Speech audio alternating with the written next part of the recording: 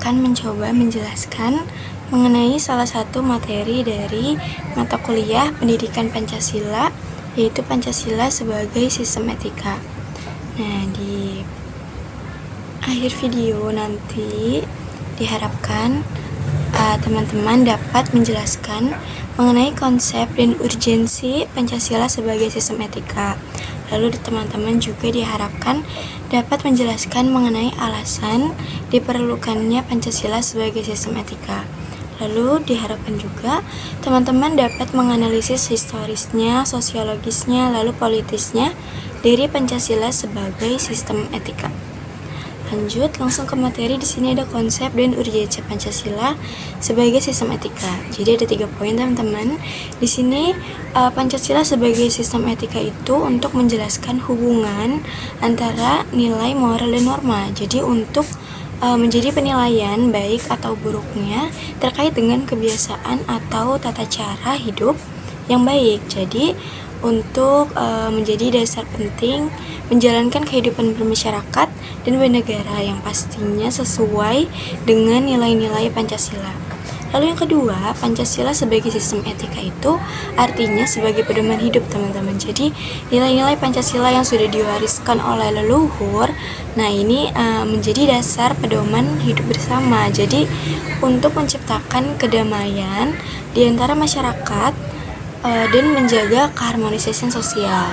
Lalu ada peran yang ketiga, itu sebagai etika untuk membangun karakter bangsa teman-teman. Jadi berperan penting dalam menanamkan kesadaran, sikap saling pengertian, lalu juga penguatan kerjasama antara individu dan kelompok. Jadi untuk memastikan kesejahteraan masyarakat. Selanjutnya, sebelum kita masuk lebih dalam mengenai Pancasila sebagai sistem etika, kita harus tahu dulu nih bagaimana nilai dan moral dalam etika itu seperti apa. Jadi pengertian nilai dan moral sebagai pandangan hidup.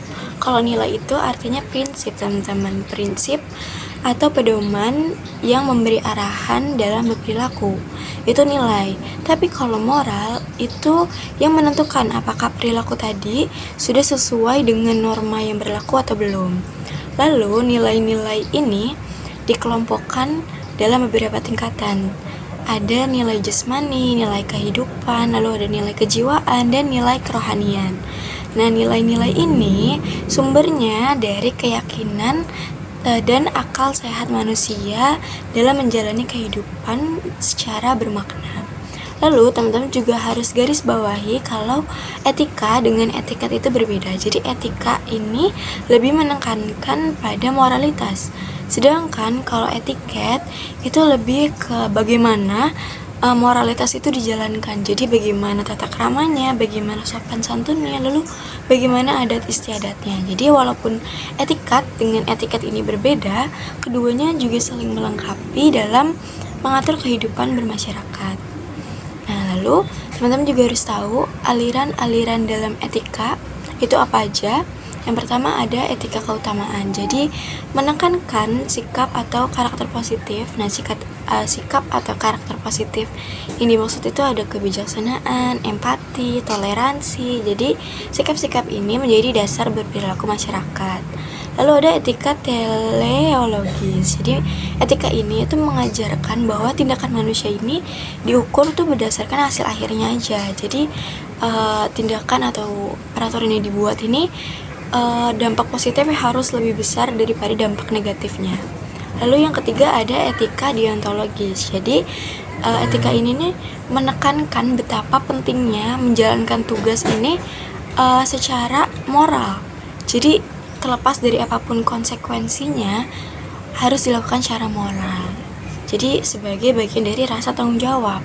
Lalu yang keempat ada etika Pancasila teman-teman. Jadi etika Pancasila ini untuk mengintegrasikan. Jadi nilai-nilai Pancasila dari sila 1 sampai sila kelima ini untuk membentuk masyarakat yang sejahtera dan bermartabat. Selanjutnya kita akan bahas kenapa sih Pancasila sebagai sistem etika itu diperlukan. Nah, yang pertama karena dedikasi moral. Jadi banyak globalisasi yang masuk, budaya-budaya luar yang masuk ke Indonesia, itu tidak semuanya baik dan tidak semuanya sesuai dengan nilai Pancasila, teman-teman. Jadi masuknya globalisasi ini justru bisa menyebabkan menurunnya moralitas bangsa. Jadi perilaku seperti narkoba, lalu tawuran, dan hilangnya rasa hormat. Nah, ini menjadi tantangan yang memerlukan peran Pancasila sebagai sistem etika untuk menyadarkan generasi muda akan pentingnya nilai-nilai luhur. Lalu yang kedua, kenapa penting? Karena ada pengabaian lingkungan. Jadi kerusakan lingkungan yang entah dilakukan oleh individu ataupun dilakukan oleh kelompok. Nah, ini sikap pengabaian lingkungan ini menunjukkan bahwa masih banyak kurangnya kesadaran terhadap pentingnya etika lingkungan, teman-teman. Jadi, nah di sini Pancasila ada untuk mendorong kecintaan terhadap tanah air. Jadi, untuk menjaga keberlanjutan alam, lalu juga untuk menjaga hidup yang harmonis, bukan hanya dengan manusia, dengan pemerintah, tapi juga dengan alam, dengan lingkungan, sebagai bagian dari moral bangsa. Lalu kenapa penting? Yang ketiga, alasannya karena ada kebijakan yang tidak adil, teman-teman. Jadi regulasi pemerintah yang tidak sesuai dengan nilai-nilai Pancasila, misalkan sikap kayak korupsi, nah ini menciptakan ketidakadilan atau justru menciptakan kesenjangan sosial. Nah, Pancasila ada dapat menjadi sistem etika yang memberikan arahan. Jadi memberikan arahan bagi penyusun kebijakan agar lebih berkeadilan. Jadi lebih memperhatikan kesejahteraan rakyat dibanding kepentingan sendiri ataupun kepentingan kelompok tertentu. Selanjutnya ada beberapa sumber di mana Pancasila sebagai sistem etika. Jadi yang pertama ada sumber historis, sejarah. Yang kedua ada sumber sosiologis, sumber sosial, dan yang ketiga ada sumber politis atau politik. Yang pertama ada sumber historis atau sejarahnya. Di sini ada 3 masa ya, teman-teman. Yang pertama ada masa perkembangan Orde Lama. Jadi di masa Orde Lama ini Pancasila belum jelas secara luas, apalagi sebagai sistem etika. Jadi di masa Orde Lama ini justru masyarakatnya hidup tuh mengandung nilai-nilai kemandirian. Jadi seperti istilah berdikari, seperti istilah yang pernah ditekankan oleh Soekarno untuk membangun karakter bangsa. Jadi masuk ke era reformasi. Kalau Orde Lama kan belum dikenal. Di era reformasi justru Pancasila ini melemah, teman-teman. Kenapa bisa melemah?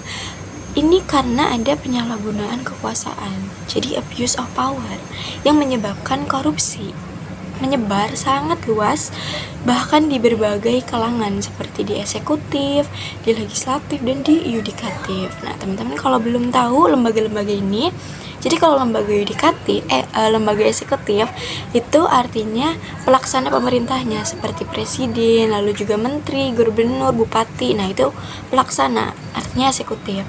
Lalu yang kedua ada lembaga legislatif, jadi pembuat undang-undang ya, teman-teman. Jadi seperti DPR, DPD, nah itu namanya legislatif. Lalu ada lembaga yudikatif, jadi mengatur tentang kekuasaan dan peradilan. Jadi contohnya ada Mahkamah Agung, Mahkamah Konstitusi, lalu ada peradilan negeri, peradilan agama. Nah, peradilan ini disebutnya sebagai lembaga yudikatif. Lalu di era reformasi kan melemah. Nah, di landasan filosofis ini Pancasila dipelajari lagi dan menjadi dasar pandangan hidup. Jadi menjadi latar nilai moral masyarakat, tapi memang belum sepenuhnya berfungsi sebagai sistem etika ya, apalagi di tingkat pemerintahan, di tingkat kayak tadi, di eksekutif, legislatif, dan yudikatif. Itu sumber historisnya. Lalu ada sumber sosialnya. Yang pertama ada kesatuan dalam keberagaman.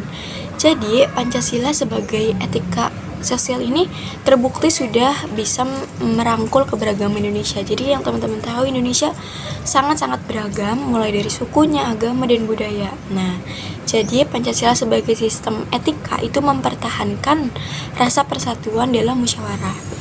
Lalu yang kedua ada kearifan lokal. Jadi nilai keberagaman yang sangat banyak tadi tentu banyak juga nilai tradisionalnya. Jadi seperti pepatah Minangkabau ada bulat air oleh pembuluh, bulat kata oleh mufakat. Nah, artinya segala sesuatu ini bisa menjadi baik dan sempurna bila dilakukan dengan cara yang tepat. Nah, cara yang tepat ini bisa dengan musyawarah dan bisa dengan kebersamaan. Yang mana pepatah Minangkabau ini sesuai sama sila keempat Pancasila. Jadi untuk memberikan prinsip yang realitas gitu. Lalu yang ketiga ada harmoni masyarakat. Jadi Pancasila ini menjadi landasan untuk membentuk ketertiban sosial. Jadi untuk mendorong sikap-sikap yang positif seperti toleransi, empati, dan gotong royong di kalangan masyarakat yang multikultural. Lalu ada sumber politis ya teman-teman. Jadi ada 3. Yang pertama ada menjadi dasar hukum. Jadi Pancasila ini sudah ideal seperti teorinya Hans Kelsen. Jadi Hans Kelsen ini pernah buat yang namanya piramida norma. Tujuannya untuk menjaga sistem hukum dan sistem agar terorganisasi. Nah, Pancasila ini sudah sesuai sama teorinya Hans Kelsen. Terus yang kedua etika dalam politik. Pancasila ini berperan sebagai pemimpin dalam moral dan kehidupan politik. Jadi memastikan keputusan yang sudah dibuat tadi ini bisa dihormati dan diterima berdasarkan martabat manusia, bukan hanya kepentingan praktis saja. Lalu ada sinergi hukum dan kekuasaan, teman-teman. Jadi Pancasila ini menjadi penghubung antara hukum dengan kekuasaan untuk mencegah kekuasaan yang absolut dan juga untuk membantu menciptakan regulasi pemerintah yang berkeadilan. Lalu ada juga Pancasila sebagai sistem etika ini pasti punya tantangannya tersendiri, teman-teman. Nah, kita masuk ke tantangannya. Lalu bagaimana cara atasinya? Yang pertama ada korupsi di lingkungan pemerintahan. Jadi korupsi itu sebenarnya bisa dilakukan di lingkungan mana saja. Jadi bisa di lingkungan kantor, di lingkungan pekerjaan, bisa di lingkungan sosial, RT, RW, kelurahan bahkan. Jadi sangat luas cangkupannya, tapi kita di lingkungan pemerintahan. Nah, kenapa sih korupsi itu bisa terjadi? Korupsi bisa terjadi karena menunjukkan betapa lemahnya penghayatan atau pengamalan nilai-nilai Pancasila. Jadi, pejabat itu malah kehilangan integritasnya dan justru rakyat yang malah dirugikan, teman-teman. Nah, bagaimana sih cara atasinya?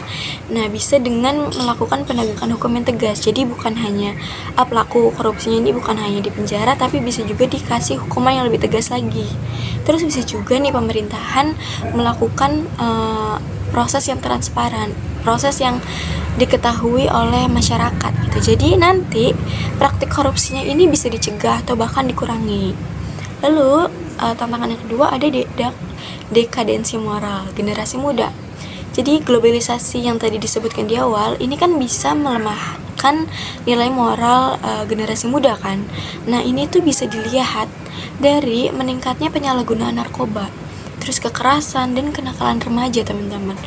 Ini ada karena pemahaman Pancasilanya masih kurang. Nah, cara atasinya gimana? Bisa melakukan edukasi. Jadi pemerintah atau sesama masyarakat bisa melakukan edukasi dan pemberdayaan masyarakat serta melakukan penegakan hukum. Jadi untuk menjaga lingkungan dan mencegah pelanggaran. Lalu ada yang ketiga, ada pelanggaran hak asasi manusia. Jadi pelanggaran-pelanggaran seperti diskriminasi, terus pelecehan dan kekerasan ini masih ada, dan lagi-lagi alasannya karena kurangnya kesadaran masyarakat akan nilai Pancasila, apalagi nilai kemanusiaannya. Jadi cara atasinya ini bisa dengan memberikan pemahaman publik. Jadi pemahaman publiknya itu harus ditingkatkan, bisa melalui pendidikan dan bisa melalui kampanye sosial. Nah, lalu kita sudah ada di akhir video kesimpulannya. Jadi Pancasila sebagai sistem etika itu menguatkan moral dan etika bangsa. Jadi agar sesuai dengan nilai budaya dan leluhur masyarakat Indonesia. Terus menjadi panduan bertingkah laku warga negara. Jadi untuk berinteraksi antar sesama, dengan alam, dengan pemerintah. Jadi untuk menciptakan harmoni sosial. Lalu sebagai dasar pembangunan karakter juga. Jadi karakter-karakter seperti keadilan, kemanusiaan, dan kerjasama ini bisa terbentuk dan menciptakan kesejahteraan bersama. Nah, jadi kita sudah selesai di video kali ini. Semoga penjelasan tadi bisa dipahami oleh teman-teman. Mohon maaf jika ada kekeliruan atau kesalahan kata. Semoga capaian pembelajaran yang di awal tadi bisa dicapai oleh teman-teman dan bisa dipahami oleh teman-teman. Terima kasih sudah menonton.